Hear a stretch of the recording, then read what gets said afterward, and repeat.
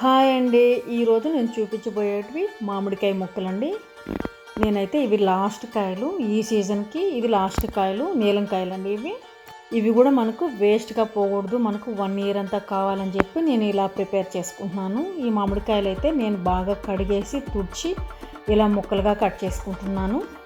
మామిడికాయ ముక్కలు ఎప్పుడు పడితే అప్పుడు మనకు దొరకాలంటే మామిడికాయలు కష్టము, అందుకని నేను ఇలా లాస్ట్ కాయలు ప్రిపేర్ చేసుకుంటున్నాను. కాకపోతే కొంచెం దూరమేనండి ఇవి, కొంచెం దూరగా ఉన్నాయి, ఇవేం బాగుంటాయని అనుకోవద్దు. నేనైతే ట్రై చేసిన తర్వాత నేను ఈ వీడియో అయితే తీశాను. చాలా అంటే చాలా బాగుందండి.